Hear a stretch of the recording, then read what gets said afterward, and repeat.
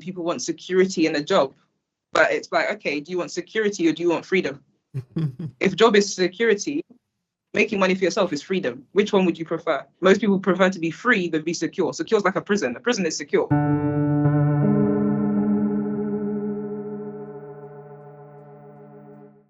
What results in our life in most of the cases is also a result of our thoughts, what we are thinking on. Because again, everything that we see in this world is a result of somebody's thought. Okay, this is what we say often in storytelling, that everything is about the story, Everything is about the story. So that the hardest thing is not for you taking action, is that you even believe that you can take the action. You believe that you can do it. Because if you don't believe that you can do it, nobody can help you in this world.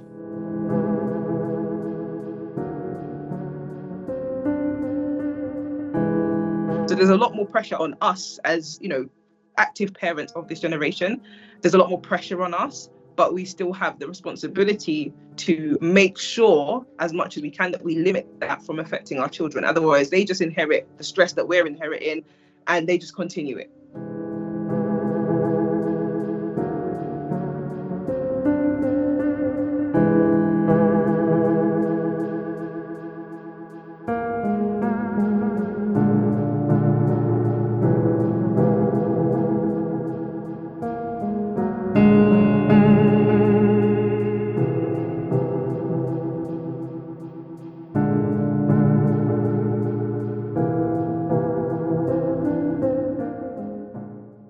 Hi, and thank you for checking out Obehi Podcast. We encourage people to own their story and share it with the world to expand their purpose. Before we start this presentation, I have something to quickly share with you. Are you a purpose-driven entrepreneur? Do you want to cut across the noise and attract your ideal client by leveraging your own story? Then pay attention. I have a signature program that can help you own your story. A 5-step transformative journey to reshape your professional and business narrative for success in less than 90 days. And it's available at academy.aclasses.org/story. This is what we have understood. Storytelling is the most powerful instrument known to man. And this is what that could mean to you. You can either own your story and use it to advance your purpose in your business and professional life, or someone else will do. The choice is yours. Now let's get started with today's episode of the Obehi Podcast. And today the topic that I'm going to speak on is financial empowerment, and in particular, handing down the baton of financial literacy to the next generations. So a little bit about myself. I'm 38 years old. I'm a qualified corporate and property solicitor living in the UK. I'm one child of three, the eldest daughter of three girls, and I was raised by a single parent. I myself have a son who is at university, and so I've not only been a child, I not only am a child, but I'm also a parent. So I'm at a stage of life where I can see how I have been affected by, habits, mindsets that I was raised with. But I can also see how I've been able to affect and impact my son with my own change of habits and change of mindset. And so it basically strikes me that it's really important that as a community and as families, we take responsibility for educating our children and educating ourselves, more to the point, on financial literacy. It's not something that we take seriously, I feel, as a community in general. I think people are, obviously everyone understands the need for money, but what we do is we settle, we conform, we accept a scarcity mindset, we accept lack, we normalize it, and we pass that on to our children, whether it's deliberate or not so. That's what ends up happening, right? And the reason why I've noticed this is because, generally speaking, we as a community, we are, especially for myself, my background is Caribbean, right? I was born in the UK, but my family background is Caribbean, from Jamaica. And we are, known as a nation of resilient people. We know how to make the best of a bad situation. We know how to keep it moving. We know how to rise above any kind of circumstance. And to an extent, we wear that as a badge of honor. But I don't think it should necessarily be regarded as such, because what it does then is normalize it. It makes it acceptable. It makes it okay to go through the worst of the worst and just endure it. And we kind of get brownie points for being endurance athletes when we're not. Do you see what I mean? It should always be about making the situation better. It should always be about avoiding negative situations, negative experiences that we've gone through, so that our future generations don't have to go through that. But instead, what we seem to do is pass down this baton of financial struggle, pass down this baton of hassle and of strife and of scarcity and of not having enough and of making do, and it needs to stop. In my opinion, it really needs to stop, because, you know, many of us will know the sayings like, you know, money doesn't grow on trees. You know, money doesn't grow on trees, or money doesn't buy happiness. And these are things people say, but they're not even thinking about what they're saying. If you're telling someone, oh, money doesn't, teaching them is there is a limit. There is a finite limit as to how much they can achieve, as to what can be purchased, as to what can be sought based on the extent of your own pocket, right? And so they now learn not to expect, right? Not to want more, not to expect more. Think about that. Think about what you're teaching your child. You're teaching them about limitation. You're not teaching them to have the value of money. You're just teaching them that it runs out, that there's going to be a limit to how much they can get because there's a limit to how much you can get. That's what you're teaching them, right? And what we do as parents and as families is we, in our children's formative years, we protect them from things that we don't want them to know about, right? So whether that comes to, you know, culture-based things, you know, social-based things, you know, certain behaviors that their friends at school may be indulging in that we don't want them to indulge in at home, we will protect them when it comes to that. Certain, you know, music lyrics we don't want them to hear. Certain programs or films on TV we don't want them to see. We're very good at protecting them when it comes to that, and realizing that they're absorbing all that stuff if we expose them to it. But yet the things that sometimes we tell our children, we don't realize that they're soaking it up as well. The behaviors they see us have, they're soaking that up as well. And our behaviors are not always the best, especially when it comes to money, right? If you're a person that's financially struggling as a parent, you have to do your best to insulate your child from the effects of what you're going through on yourself. Because if you don't, your child's going to grow up and that will be them, right? They'll take it on the same way and they'll repeat the cycle the same way. But as parents, we don't often see that. We think that, you know, that just is how it is, and we allow our children to see all of that struggle, all of that strife, and it's not a healthy paradigm, I think, to have. And I'll tell you how it kind of affects them, right? When we think about our children, I believe in the Holy Bible. And in the Bible, it says, a wise man leaves an inheritance for his children's children. Okay, think about that. A wise man leaves an inheritance for his children's children. That means his grandchildren, not just his immediate children, his grandchildren. You should have so much available to you that you are able to leave an inheritance for your children's children. And that's in all areas, in terms of knowledge, in terms of spirituality, in terms of finances, in terms of acumen. All of that should be able to be passed down. But if you look at the majority of people today, they're not even able to leave an inheritance for their children, let alone their children's children. In actual fact, they've got the roles reserved. We've got people, adults, having to look after their parents. Adults who already have children are having to deviate some of the funds, some of the resources that should go towards their own children, and pass it upwards, back up the chain to the parents and the grandparents. Really think about how wrong that is. Think about how in reverse that is compared to what it should be, right? You have a responsibility as an adult to be financially secure. You have a responsibility as an adult to not burden your children with your financial problems, right? You shouldn't be having, you know, your children having to do GoFundMes when you pass away because you were not financially savvy enough to set aside money for your own funeral. That's not responsible. So we're giving them a problem. We're giving them the struggle and basically passing the baton from us to them. It's like saying, you know what, in my lifetime, I was too either stubborn, lazy, not concerned, you know, skeptical, averse to risk. I was all of these things. And that meant that in my lifetime, a whole 50, 60, 70 years of whatever it was, right? I wasn't winning, or I wasn't able to conquer that for myself.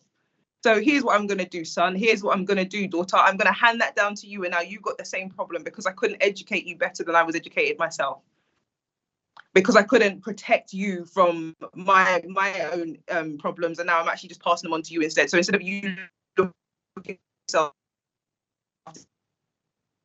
that's essentially what we're doing as a community, right? And it's very irresponsible. I feel it's something that, you know, all of us have a responsibility to change and to work on, and it's not something that happens overnight, but it does call on us to be more open to new opportunities. It does call on us to be less skeptical when it comes to things we are not used to. All of us live within something called the comfort zone. We do what we're comfortable with. Our jobs are jobs we're comfortable with. Our houses and our areas that we live in are what we're comfortable with. The cars that we drive are cars that we're comfortable with. The schools that our children go to are schools that we're comfortable with. The people that we associate with are people we're comfortable with. We tend to steer away from people and things and places that we are uncomfortable with. But nothing new is found within that zone of comfort. We know everything there. That's why it's comfortable. But if we don't like everything that's there, if there are things that are not there that we need to be there, guess what we need to do? We need to go out and search for those things. We need to go and bring those things and make that the new comfort zone, right? And we need to educate our children the same way. We need to expose them to new things. It can't just, you know, things that worked in our grandparents' generation and in our parents' generation doesn't necessarily work in this generation. Just because it was done a certain way doesn't mean that is the best way for it to be done in this time, you know? My grandparents, for example, they came from Jamaica at a young age. You know, my grandma was 19, my granddad, I think, was 23 at the time. And they were able to buy a house. My granddad worked full time. My grandma was a seamstress. They had 4 children within the space of 5 years. And my granddad was able to do everything for an entire family of 6. Think about that. Imagine having a family of 6 in this generation. How much money would you need to even get on the property ladder, let alone have a big 6-bedroom house? What worked then does not work now. You know what I mean? You couldn't have one person working and doing all of that on an average wage now. You can't do it.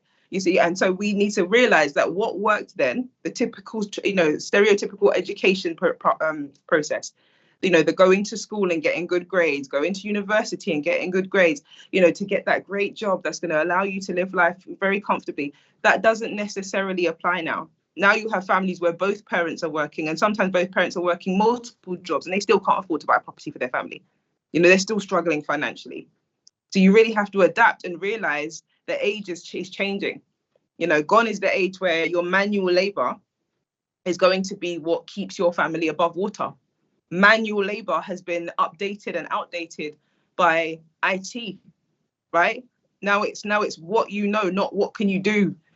You know, the information era is here. It's all about what information do you have access to? What can you do with that information, rather than what can you physically do by the sweat of your brow and the work of your hands. It's very much changed now, you know, and so we really need to adapt and get used to that and start teaching our children and pushing our children into ways where they can actually benefit from that and get ahead of the curve.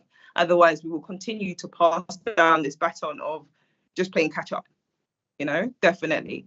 I remember when I was younger, and my son, we were in Brixton Market, and he asked me for something. And at that time, I think I was waiting to be paid.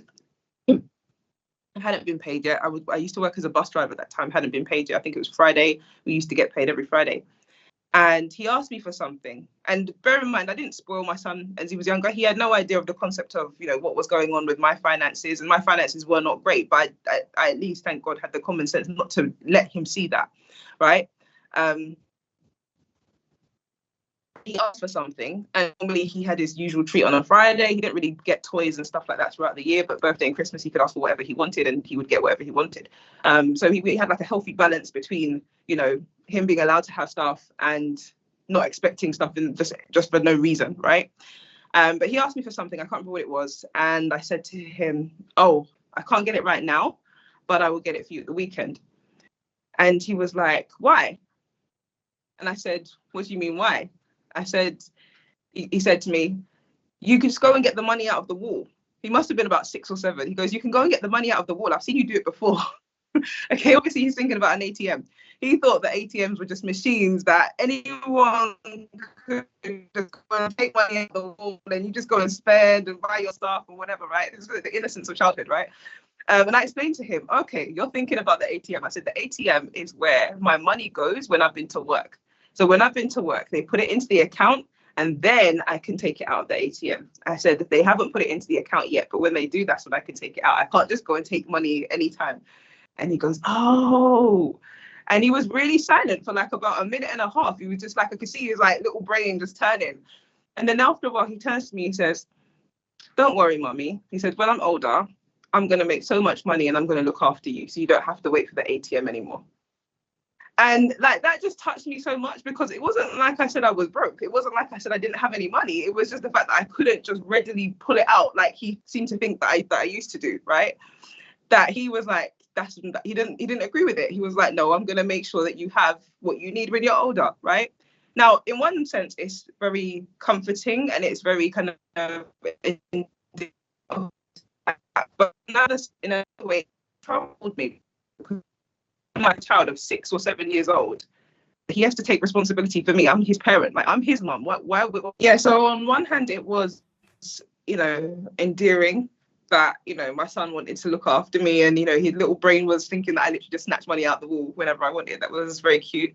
But on the other hand, it kind of troubled me, because I'm like, why is my son 6, 7 years old thinking that he has to take care of me?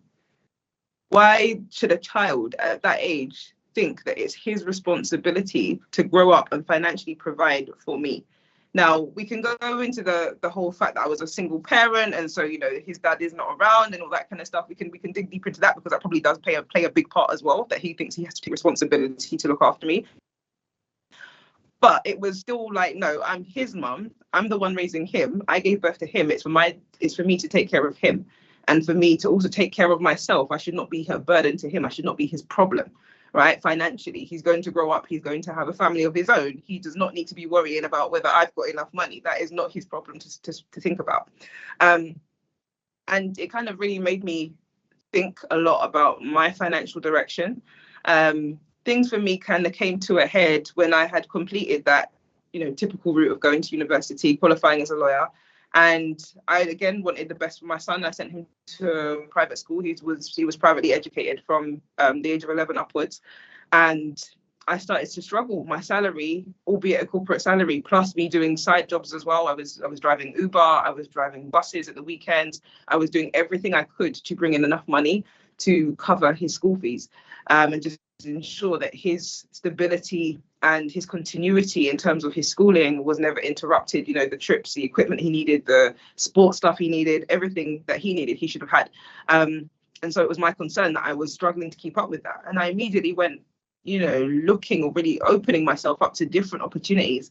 And that's where I kind of got into trading and networking. That's been my go-to now for the past 5 years. And my son at that time would have been around 15. So again, at this point, he's old enough to see at this point that I'm struggling financially, but luckily grounded enough to, understand that he just needs to get on and do what he needs to do, not to worry so much about me. I will figure it out. But yeah, at that point, that's when I really made a decision to take trading seriously, because I realized that one thing I'd never been taught was to look outside of a job for money. I'd never been taught that you could make money without it being linked to the time that you're putting in, because that's all I ever saw. You want more money, go work more hours. That's all I saw, right? And that's what shaped me up until the age of pretty much 32, 33. That's what shaped my whole world. All of my income, everything I had and didn't have was built upon that paradigm, which had been instilled in my brain since childhood, right? And so this is where we have to be really conscious of this stuff, because when I think about how much that affected me, like I got to the big age of like 33 and did not realize there was another way to make money. That's a long time. That's a very long time to waste doing the least efficient thing. Do you see what I mean? It's very, very important. So once I realized that, I now set upon this journey for myself of changing that. And as I learned, I taught my son, because I thought, okay, listen, I couldn't avoid the path that I went on up until the age of 33, but I can make sure that he doesn't have to follow the same path. He's only 15. I can start to change his course, and I can start to change his direction and let him know what I'm learning as I'm learning it, so that he can actually avert the troubles and the dramas that I've gone through, right? And I'm glad that I did that, because it's not like it happened immediately. My son at the age of 15 did not decide, okay, forget proper education, I'm going to go and become a trader. That's not what he did. No, he still finished school, got good grades. He decided he wanted to go to university. But even then I steered him differently. I said, you do not have to go to university. I said, university is expensive and you do not need to go to university to make very good money. So if you go to university, understand you're going because it's a subject you're passionate about. It's something you really want to learn about at that level, or you really want to do a job that requires you to know it at that level. Those are the reasons you go. Otherwise, you don't go because you don't need to. And you can go at any time in the future, right? So I gave him all of the options, whereas I was told, you finish school, where are you going to university? What are you studying at university? There wasn't a choice. It wasn't are you going to university? It was, what are you studying at university? Completely different. Do you see what I mean? So I gave him the choice and he decided he still wanted to go. And it wasn't until, this is very funny, it wasn't until real life hit him. So I must have done a pretty good job at insulating him from monetary worries in the house when he was at home. Because I remember him going off to halls, drove up there, moved all his stuff into his new halls at uni, year one, and did a massive food shop for him. And he looked at me like I was crazy. He was like, why are you buying so much food? I was like, because I don't want you to have to worry about food. I'll do a massive food shop, make sure he had all the snacks, all the provisions, everything. I'm saying here, they might come over, I bought extra. And he looked at me like I was crazy. He was actually getting irritated with me for buying so much stuff. Fast forward a week later, I said, how are you doing for food? He goes, Mummy, it's gone. I said, what do you mean? He goes, it's gone. He goes, my friends don't cook. They don't know how to do this stuff. They just come over to mine and I end up cooking. I've been feeding all of them. And they found the drawer with all the snacks in and the snacks are gone. And he was just like, okay. And I said, okay, you're going to go need to do a food shop. It's a good thing I did the big shop, but you're going to need to do a food shop. And I started getting text messages from him. Is this how much food normally costs? So yeah, this is the point at which I started getting text messages from him asking, is food really this expensive? How much do you normally pay for the gas and electricity bill, Mummy? How much is your water bill? Because when he moved and he started having to realize that he would have to pay for this stuff himself and seeing the actual cost of how much things were, this is when he was like, okay. My experience growing up was that as soon as I was 16, I got a job. My mom demanded it. And I kind of got conned in a way. I didn't realize it, but I kind of got conned because when I was 15, my mum used to give me, I think it was £50 a month, like personal money, to buy my little bits and pieces, whatever. That was kind of like my allowance, if you were. And then at 16, she was like, hey, you're 16, go and get a job. I got my first job at 16. And it switched. It went from her giving me £50 a month to me giving her £80 a month, plus doing the food shop because I worked in a supermarket. And it was years later until I realized that she literally increased her income by £130 a month just because I got a job, plus not having to pay for the food shop anymore. Right? I was like, hang on, you really conned me because I just saw it as, I'm just getting 130 and giving her, just giving her 130. I didn't realize I was losing the 50 as well. But yeah, so, it was a completely different experience. With my son, I said, as long as you're in full-time education and you're working hard, because I understood the level at which he was studying, I said, I'm not going to require you to get a job, but you must be productive. You must help out with the household chores. You're not going to lie there idle and lazy. You're going to help out. And as soon as you decide you're done with education, you need to start supporting yourself. You need to go and get a job, right? Or you need to trade, or you need to do something, basically. You need to do something, but I'm not going to be here just supporting you, right? So he didn't work. He went straight off into uni. And this was a point now which he's now realizing, okay, he's going to need to supplement his income because I'm not paying for him. He's only got his student loan. That's not a lot. And now he needs to do something. See how quickly this boy at now, age 18, comes to me and says, Mummy, I want you to show me how to trade. I want you to show me how to trade. From 15 to 18, no matter what I said, he wasn't interested. He was concerned about football. He was concerned about, going out with his friends and school and all this stuff. And the minute real life hit him, he made a very quick decision. I am not going to go and get a job because it doesn't make sense. I'm going to learn to trade. Okay. By this point, he's obviously seen the progression in my finances and us as a household and what we've been able to do. And so he's seen that working a job in terms of being paid by the hour doesn't logically make sense when it comes to making money. It doesn't logically make sense anymore. And so his immediate thing was learn how to trade because that's going to make you way more in less time and you still get your time freedom. And that's what he's seen and observed in his older years from me. So that's what he's gone into to do for himself now. And that really made me pleased and it made me proud because it's not like I rammed trading and investing down his throat. He learned it by watching. He learned it by observing. He saw me doing late nights when I was working, but I still wanted to study my videos. I still wanted to get on the charts. I still wanted to practice. I still wanted to help mentor my team. I still had to grow my own business. And he saw the dedication and time that I put into that. And by exposure, that's what shaped his decision making, right? My son is now going into third year of uni. He's 20 years old. He's an independent trader. He can trade unassisted. He can make money for himself from his phone whenever and wherever. And I'm so proud that I was able to do that to him, do that for him. And in my mind, that represents the baton being passed down in the correct way. I've not only given him now a skill set that he can use for the rest of his life, a skill set that he can teach his children, but because I'm financially secure, I've taken away that burden of him having to look after me. He knows he's not going to have to look after me. In fact, I'm looking after my mum. Do you see what I mean? So he's not going to have to look after me.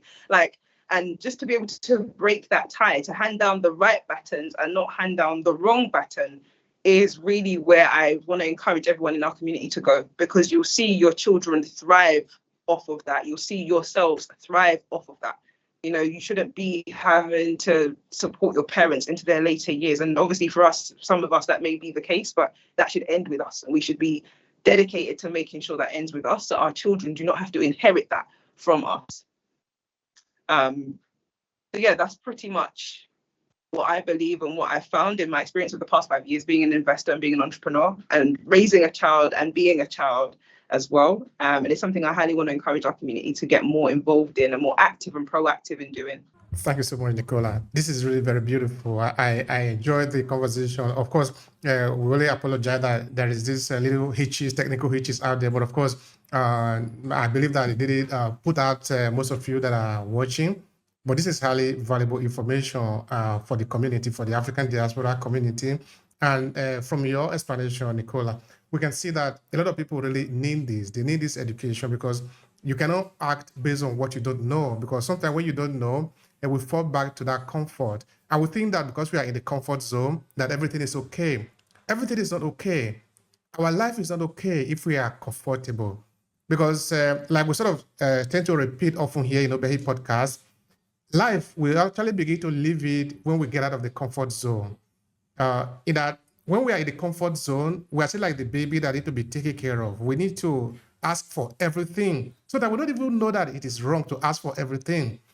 But when we get out of the comfort zone now, we need to balance everything from how you stand, what you say, how you say it, and be able to bear the consequences of everything you say. But of course, it also means that you're going to earn more, because now, because you are taking responsibility for what you are saying, who you are, and how you are in the world, then you should take also the reward that is coming from that. It means that the decision that you are taking, if it is the right one, is going to earn you a lot of things. Money, respect, recognition, accept it. It's yours. You have earned it. But you cannot earn all this one if you are just sleeping on your bed. You are hoping that somebody's going to take care of you. That is no way you can earn that. So that is why I really think that what you are saying is highly, highly important. Also, look at the example that you gave of your son. Now you are going to be very happy to when you even grow old, because you have like the saying go. It's not like it's a bad thing for you to take care of him, but now you teach him how to take care of himself. You are helping this world. You are not just helping your son. You are helping this world, because your son now pass down that baton to other people, letting them know that they can actually take care of themselves. This is a good thing. I'm really proud of you, sister. I'm so proud of you. Thank you. Thank you so much. Thank you. Thank you. Now, this is the first thing, because I actually noted that some few points in your presentation, and I think that limited belief or that mindset that it is limited, I think that is where we could actually start for this Q&A section. Because people believe that we're actually limited. Now, I want to draw out a little line here, then I'll pass the question to you. It is not true that we are limited, because being limited, meaning that this is all that it is. The world that we are living in is all that it is. But it is not true. Prove it scientifically. We are a small dot in the universe. We haven't even explored this world to start with. And if we come out of this world, there is an infinite potential. We can't even imagine the vastness of the universe. Now, talk about, for example, everything that we do, from technology to food to the transfer. It's all about transformation. So it is not limited, because if it is limited, it means that we will always do what we have always done. Because if we do what we have always done, we will be what we have always been, and we'll always remain in that small circle.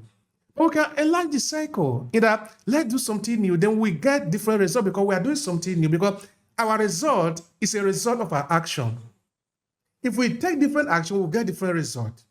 So the question therefore is, this limited belief that this is all that it is, this being comfortable with normalizing this thing that is not really normal, where is it coming from? What can you share about that? Again, I think part of it is passed down. So again, we discussed paradigms, where you're programmed with the cultural norms and the cultural beliefs and the surrounding beliefs of your environment. So whether that's your school, whether it's your parents, whether it's your family, whether it's your community, your religious leaders, whoever you're listening to and whoever you're around, you take on what they say as the reality of life, because to you, when you're a child especially, that is your reality. That's the extent of where your world begins and ends. And if you never challenge that and you never question that as you get older, you can really, some people again just meant to have more. I'm just not one of those people, right? Then what happens is, because we as humans are proud, as humans we have ego, right? We do not like to accept that we are wrong. And what people then seek to do is to normalize the position they find themselves into, rather than say, why am I in this situation when I don't want to be in this situation? Rather than question it and look at what am I doing wrong, they would rather justify through external reasons, external circumstances, why they are where they are. It's the government, it's the economy, these employees, it's Labour, it's Conservatives, it's what, you know what I mean? It's just the system, it's racism, they will find a million reasons to justify why it's not their fault, basically, why it's someone else's fault. And living like that, you can never control anything. If it's always someone else's fault, that means you can't change it.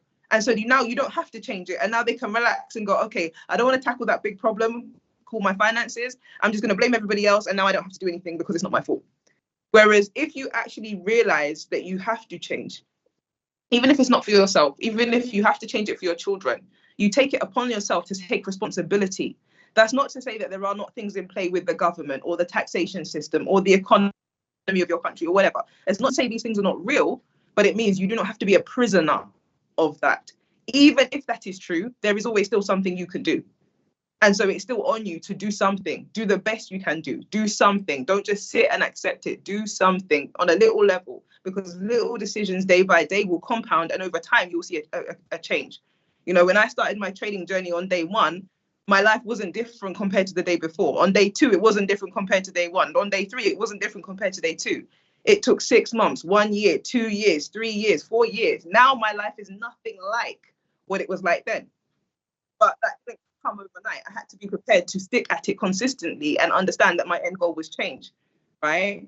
And also, sometimes you have to channel that human pride differently. Sometimes, rather than being proud to defend your position and protect your position and make out nothing's your fault, how about you take it the other way and you say, listen, I'm a person that I can't be an adult and grow up into old age and have my adult child now come tell this. They're struggling because of that. Their job is not paying them enough, their tax. And I know I went through the same problems and I didn't do anything to solve the problem.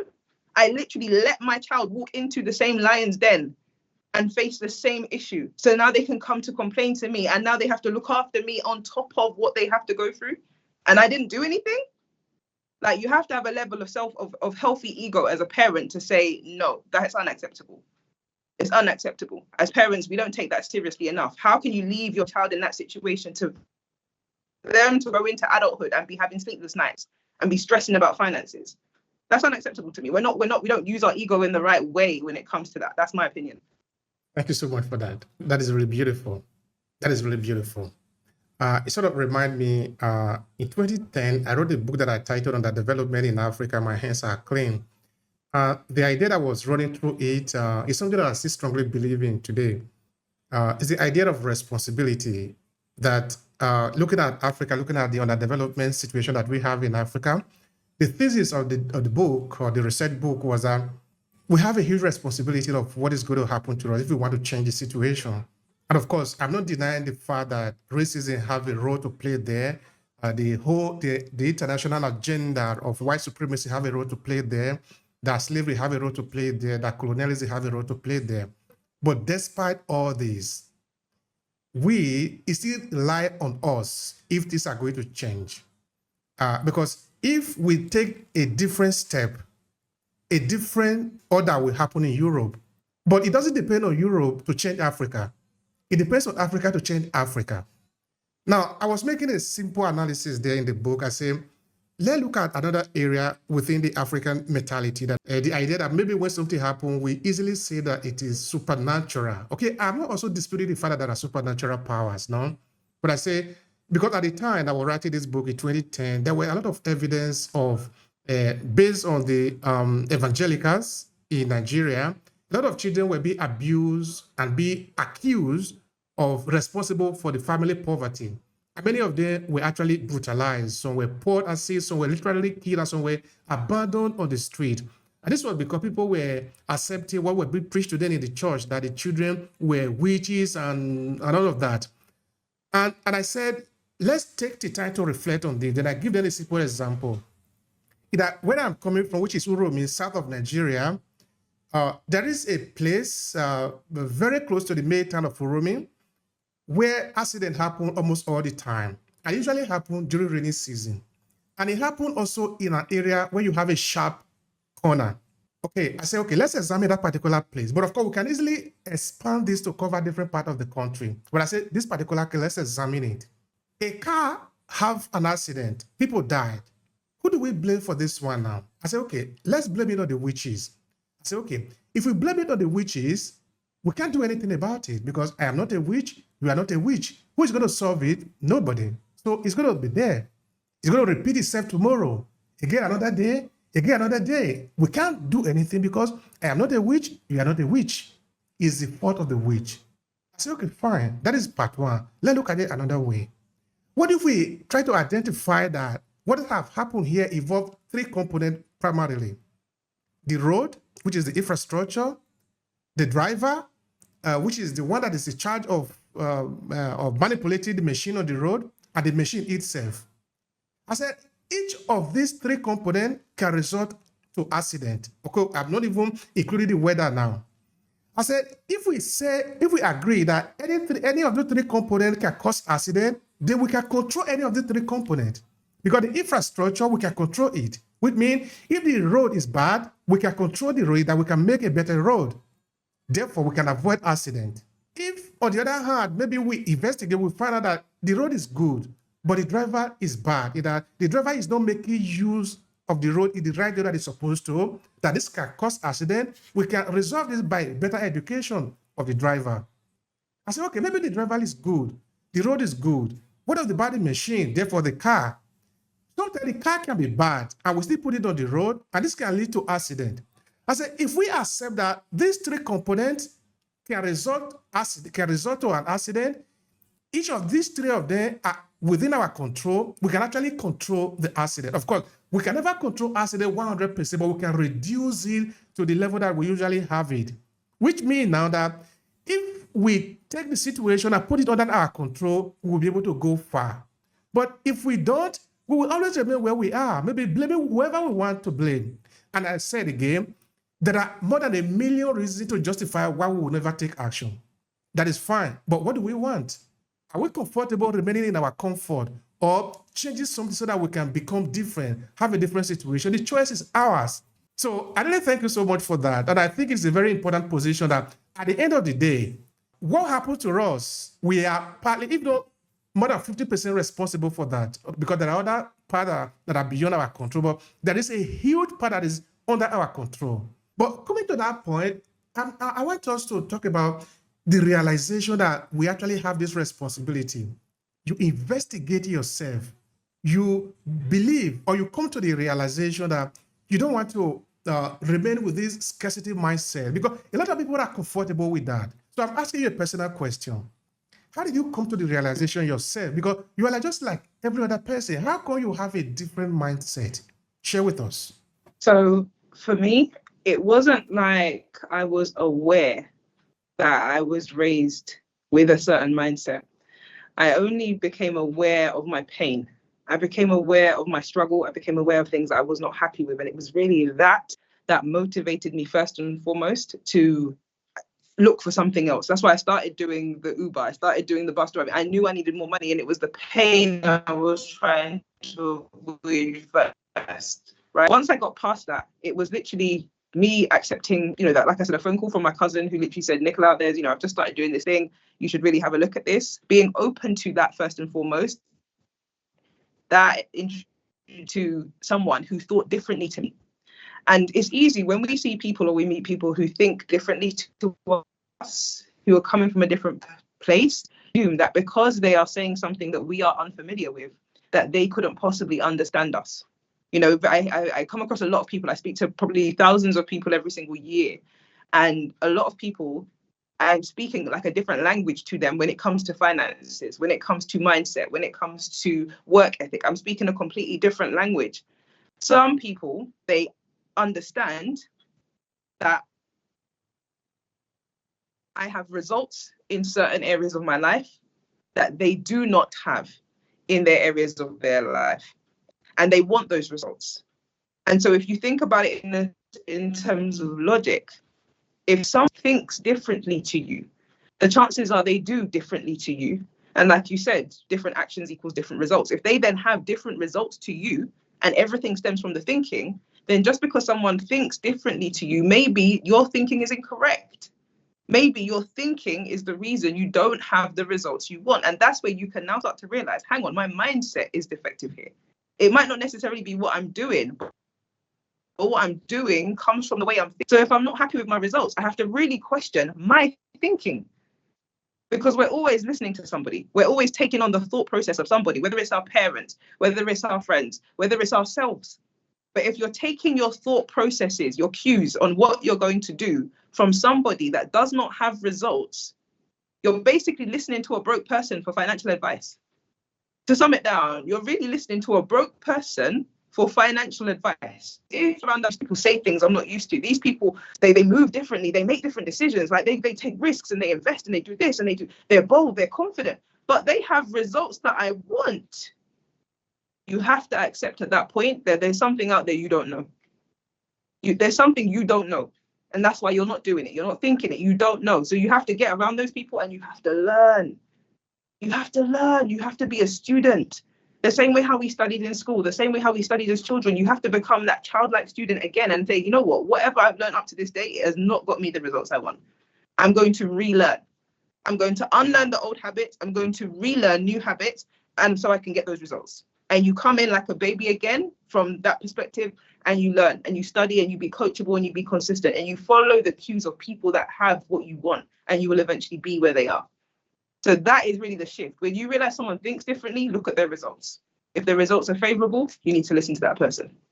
Thank you so much for that, sister. And I appreciate that. That is really important. I think people need to pay attention in that if what you are thinking is not getting you to where you want to go, you need to ask yourself. You see, we're not saying that go ask people. You need to ask yourself the questions, because what results in our life in most of the cases is also a result of our thoughts, what we are thinking on.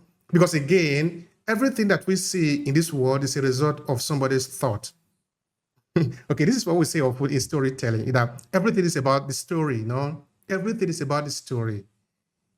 So that the hardest thing is not for you taking action, is that you even believe that you can take the action. You believe that you can do it. Because if you don't believe that you can do it, nobody can help you in this world. But if you believe that you can do it, even the most difficult thing that you cannot do, you will end up doing it because you believe that you can do it. Therefore, you are moving towards it all the time. And as you are moving towards it, whatever you are moving towards is also moving towards you. Eventually, you will eventually reach the point where you literally meet like this. But if you believe that you cannot do it, you are always moving away from the thing. And even if you were here, as you are moving away, the thing is moving away from you until you can never reach there. I think this is really critically important, Nicola, what the idea that you are sharing here. They are vitally important to the people. Now, somebody might ask, what really is the implication of it? What is the implication of lack of financial education in the community? Because again, we're looking at the African diaspora community, and of course, this can easily be available to everybody, but we just happen to be concentrating on the African diaspora community. What is the effect of lack of financial education in our community? Yeah, I think it has a generational effect, an intergenerational effect, because say you're a person like myself of working age, you have children that are alive, you have parents that are alive, you're kind of in that in between, prime of your life kind of age.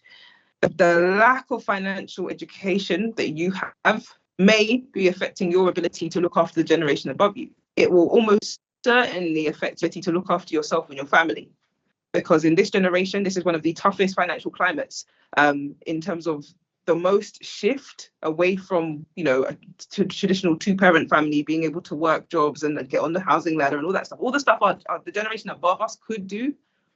This generation, that is not going to work. It's not going to work for us. In this generation, we have the internet. The generation above us did not have the internet. In this generation, we have technology advances. We have a lot of finance online. We have a lot of, online courses, AI technology. This stuff has changed even the jobs that are available in this generation, completely different to what our parents were doing.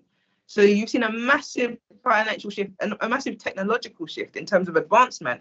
But that means that the pressure on us to not repeat what our parents did is massive. It is on us to be, self-proficient. It is on us to be proactive, to learn what is relevant in this generation, not just to take what was handed down from the previous generation. That is going to be massive, right? The other effect is it has effects socially. So if you kind of look at the way things have gone, children in this generation are a lot less closer to their grandparents. They have a lot less respect generally for the older generation than, for example, when I was a child. When I was a child, I spent a lot of time with my grandfather. I spent a lot of time with my aunts and uncles who were his generation.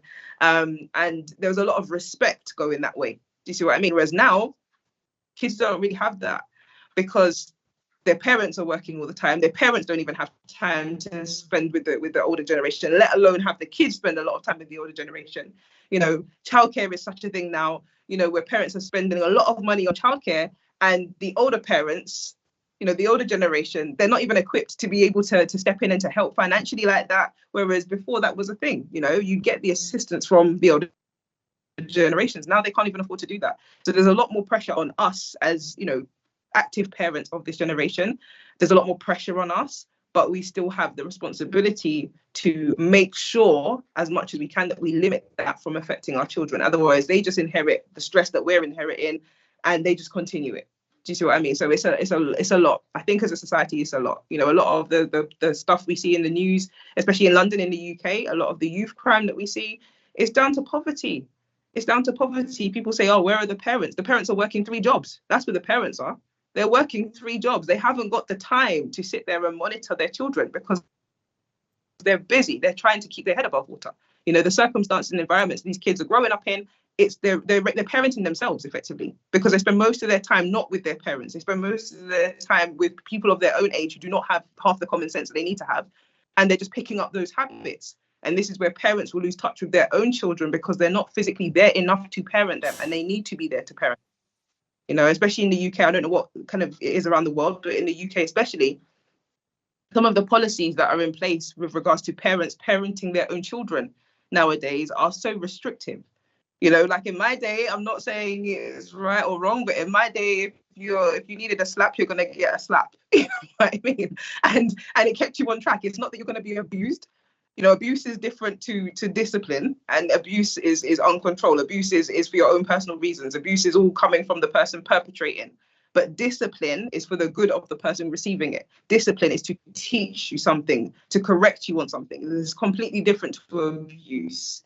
And I think there is a clear line between the two that most people realize, right?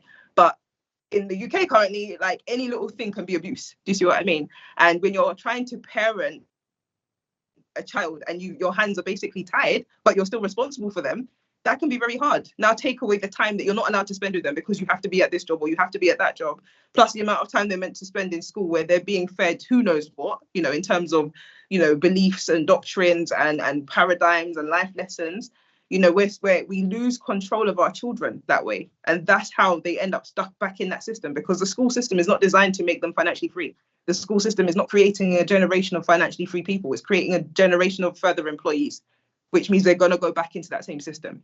So it's our job as parents and people of active age to be able to understand and recognize how much all of this affects what is going to happen to our children and then our grandchildren. Thank you so much for that, Nicola. That also is a very important point, the one that you were raising there about the raising of the children. Okay, I know that we are not going to trade that line, even though it's really very important and essential for us in the diaspora. Okay, not only in the diaspora, but let's say in the West or in the new modern world that we are living in today. Because I think sometimes the system is very hypocritical in the sense of not allowing parents to be able to give proper education to the children in terms of controlling them and able to give them a little bit of discipline, no? Okay, I say the system is hypocritical because if you say a parent cannot discipline a child, if a parent discipline a child, that is a child abuse. But what if when that child is allowed to misbehave and then the child goes against the law?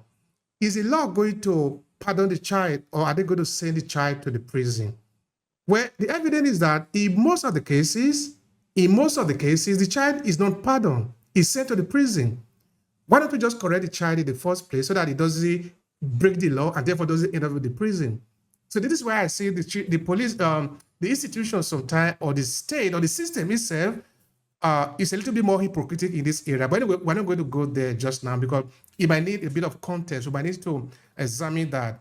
I just made mention of that because, okay, I've been working on a research for a long time about the presence of Africa in northern Italy. That is actually where this podcast is coming from. So we've been collecting a lot of data since 2013. So argument like this can really be very important for us because we care about the future as we are moving into the younger generation, handing the baton to them, because this world basically belongs to them.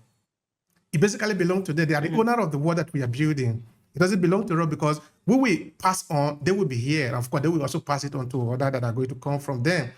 Anyway, we're not going there. But talking of handing the baton to the next generation, I think it is important to spend more time on the solution. What do you think is a better way of handling the baton, handling the leadership to the younger generation in terms of financial literacy, in terms of living the life that you're supposed to live without being financially strained, and giving this kind of, okay, I don't want to say whether it's a responsibility, but giving this better way of behavior to the children so that they don't need to inherit debt. They need to inherit good leadership, good way of life, and then hand this over to the younger generation. I think it starts with leading by example. Your children will only do what you do. They are only going to be a byproduct of their environment. So it's for us to create the environment, to lead by example, to take those risks and show them it's okay to take those risks, to learn what we need to learn and show them it's good to learn what you need to learn, to show them we can adapt, to show them that we can diversify, to show them that we can do all the things that we would want them to do, basically. That's the best way to create that. Because they're never going to do something just because we told them to do it if they didn't see us do it. Doesn't make sense. Now, you see, talking about this solution, I'm thinking about now to what you were saying about your child, about your son, how you managed to mentor him without really forcing him to enter into the world of trading. Because now he loves to do it because he sees that it is the right thing for him to do, not because you forced him. That leads me automatically to mentorship.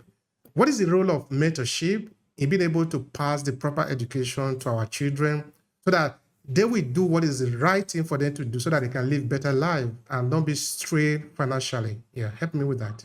Yeah, so mentorship comes in a variety of different formats, as well as obviously mentoring, parenting my son. I have a sister who is 1 year younger than my son. So my son is 20, my sister is 19. And I've kind of co-parented her as well because of the age gap between us. And my sister and my son are very close. So I kind of raised them together. And she's also following the same path. But aside from that, I've been mentoring in Forex, in trading, in financial literacy for the past years. I have a team currently of over 280 students who I directly and indirectly mentor. And the first thing is learn about entrepreneurship, learn about success.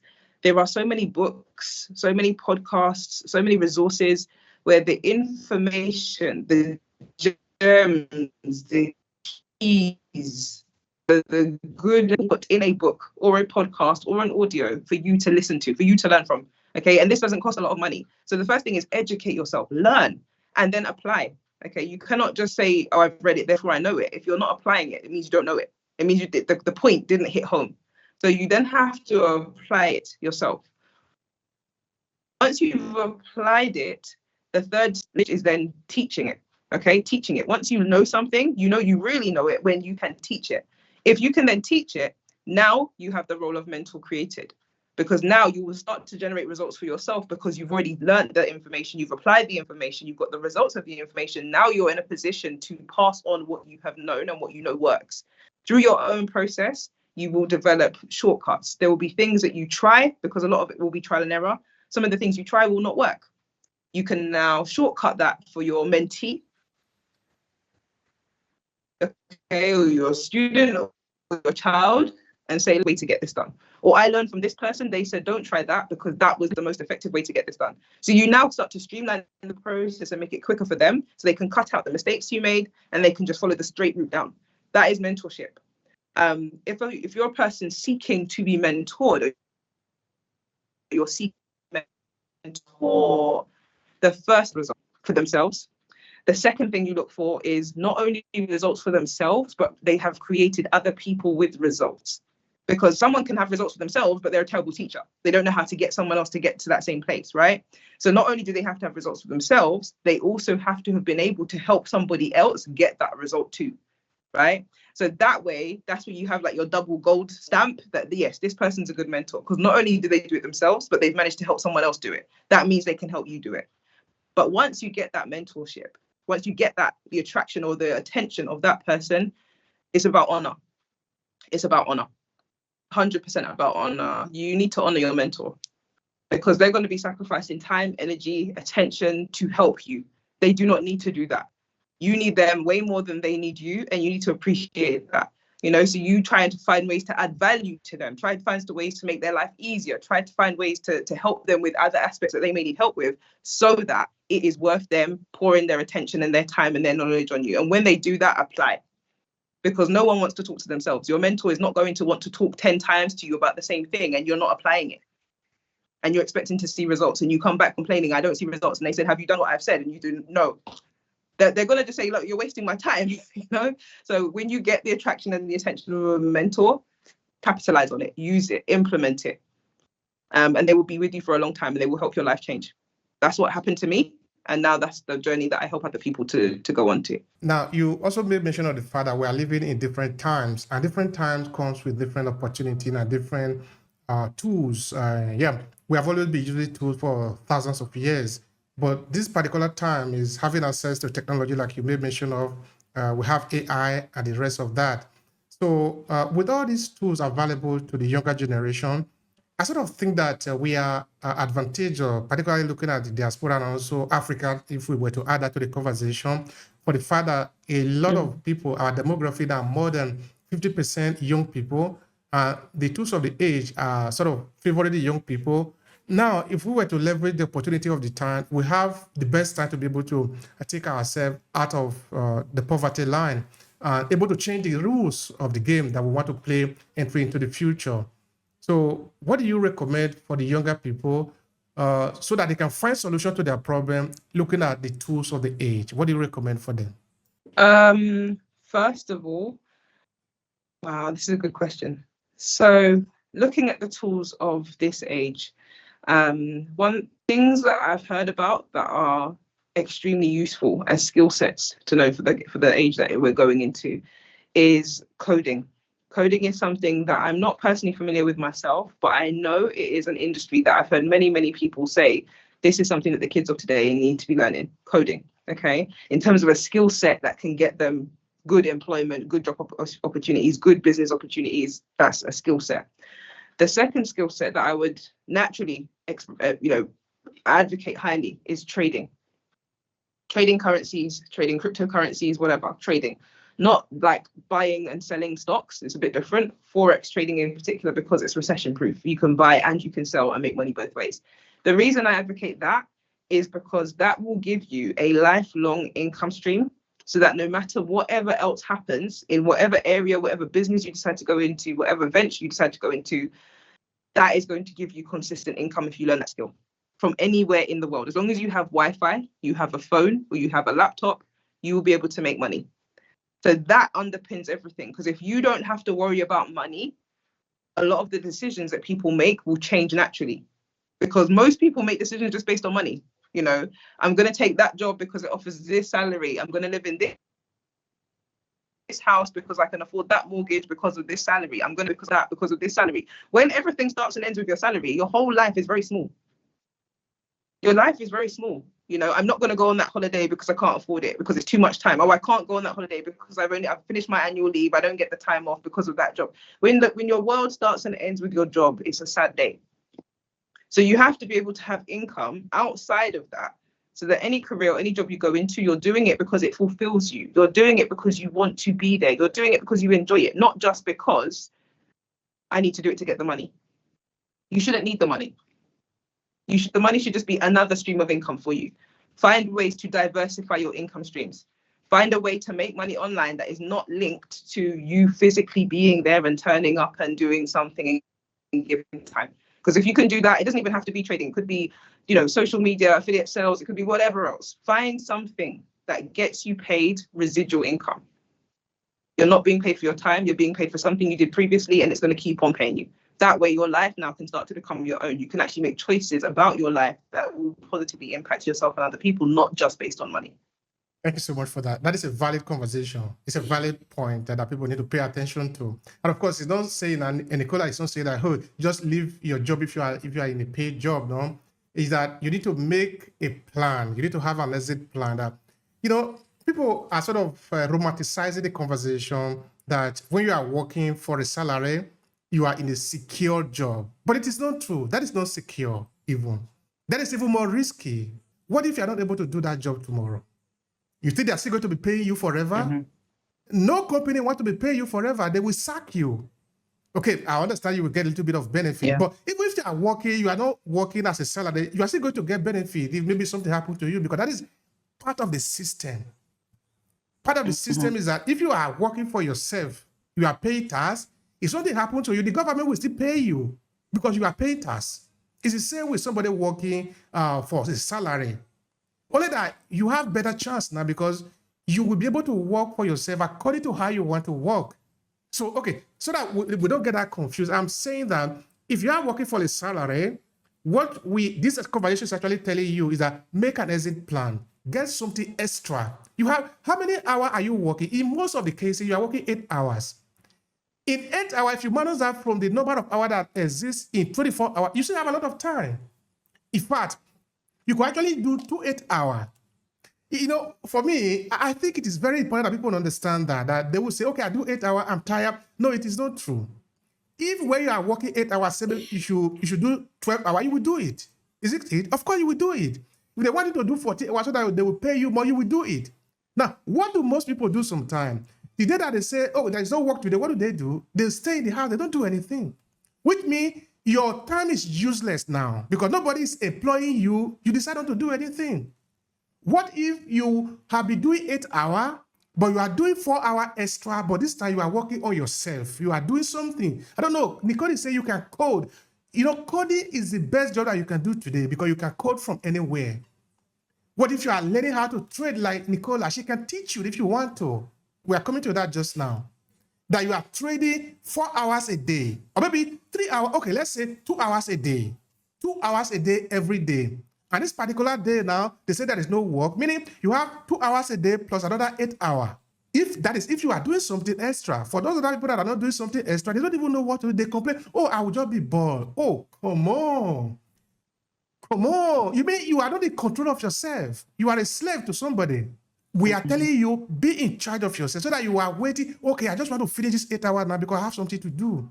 If you are riding a bus, inside a bus, between the time that you spend from your workplace or your house, let something happen.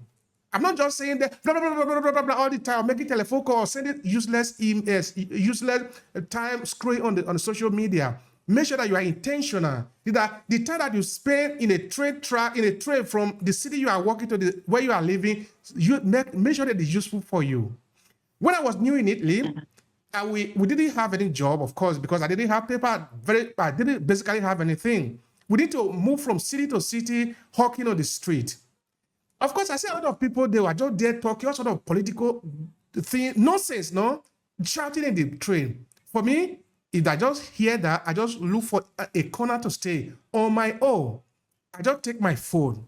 You know what I do on my phone? I'm writing. So that by the time it finished, before I could get my job, I've written a book, an entire book on my phone. Because when I get home, I will download what I've written, put it on the computer. Before I could get a computer, I will put everything on my phone. Of course, now I can read that. The book is available now. People can read it. It's published. What if I never do anything about that? Because nobody's just coming to tell me, hey, wake up, wake up. No, I need to decide for myself that my time is valuable for me. So I don't want to waste it just making political argument that is not going to earn me anything, talking about football. What am I going to benefit from it? I tell people all the time. They ask me, what is your club? I say, okay, my club is the one that wins. So I don't have any heart to waste. The one that wins is my club. I don't have, because I'm not a sport person in the sense of, I don't care who wins. But if they win, that is okay for me. If they lose, I don't care about it. My time is so special for me that I have something to do. I don't have time to be wasting on political argument, which one win and all of that. Anyway, sorry that I maybe take out the argument longer on that area. Very good point. Because you started off with the point about people want security in a job.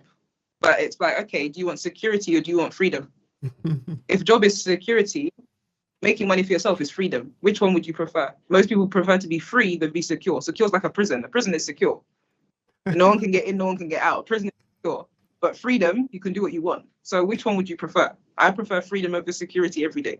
And even the point about the football, it's like the concept of football is so powerful because people will spend hundreds of pounds to go and see football matches. They'll spend money on the shirts. They'll pay for the to see the World Cup. They'll pay for everything. They'll invest a lot of time and energy in football. But do you realize that the people on the pitch are living their dream? Those footballers, whether they win or lose, they are getting paid hundreds of thousands of pounds per week to live their dream. They have already done the work. They've already invested. They've already sacrificed the time. They've already done the energy. They've already done the fitness training. They've done everything. They have the level of belief in their head that you don't have. But you're sitting there watching them live their dream, and your dream is going down the toilet whilst you're sitting there watching them.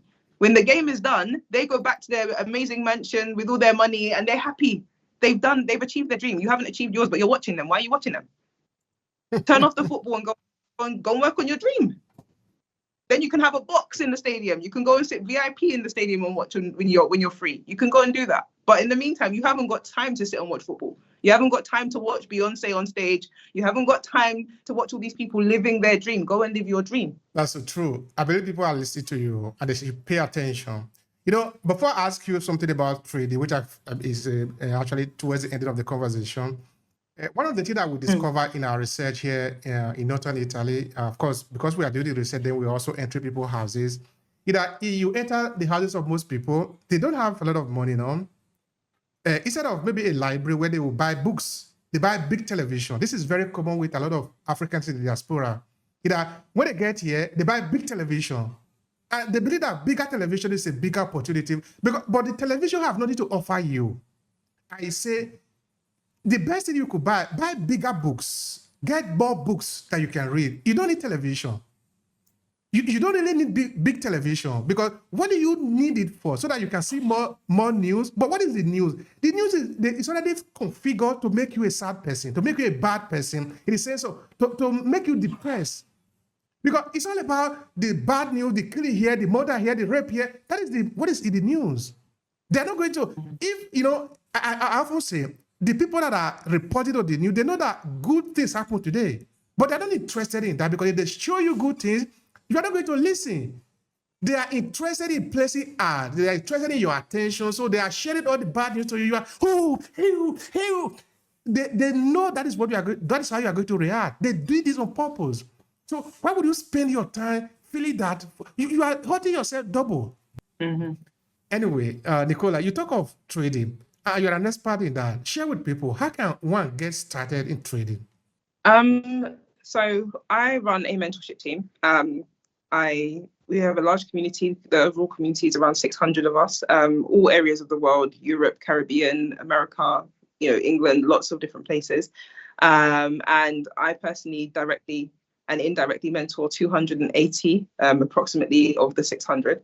So this is something I've been doing for a long time. And it's something that, I speak publicly about online a lot. So if someone does want to contact me, they can go through my Instagram page. My Instagram profile is at Nicola Johannan, okay, NiColaJohannan. They can contact me through there. Reach out to me, drop me a message, and I'm happy to send information to them, speak to anyone who is interested, and obviously make sure that they're a good fit for the team and for what we do. We definitely get people results quickly, but results do not come without putting in the work, without being consistent. So, it's not a get rich quick scheme. It's not a way for, money to just fall out the air or take money out the wall, as my son used to think. It's not that, but over a period of time, if you're consistent, it will give you the kind of life, the kind of freedom that your job could never do for you. And it's a great side income, and it can actually replace your full-time income. So this is what I help people to achieve. Thank you so much for that. We want to congratulate you for this good work that you are doing in the community, helping people and to elevate their standard and to live better life, to live quality life. Well, thank you so much for that. Mm-hmm. That is, we need it, the community need it. They need more of this because there is too much negativity in town that people need more positivity to balance out the energy. So I really thank you so much for that and also for the time here sharing this valuable information. So how would you like to conclude this conversation today? My final message to everyone is have a healthy level of shame. Have a healthy level of shame. Take a responsibility for yourself, for your family, for your children, especially if you're an active adult of working age. Take responsibility that you do have what it takes to change the narrative. You do have what it takes to make sure that when you are no longer here, your children have a portrait on the wall, your grandchildren have a portrait on the wall of you, and they can say, that's Uncle so-and-so, that's Granddad so-and-so, that's Grandma so-and-so, she did this for us. Because of her, we don't have to work anymore. Because of her, everything changed for us. Have that level in your head to know that you can achieve anything that you want to achieve. And there's always someone out there that's willing to help you if you just look, so it's about, again, knowing that you can and believing that you can, and then you will. Thank you so much, Nicola. It's been a pleasure here listening to you and also learning from you. Thank you so much. I appreciate it. Thank you for having me. Thank you.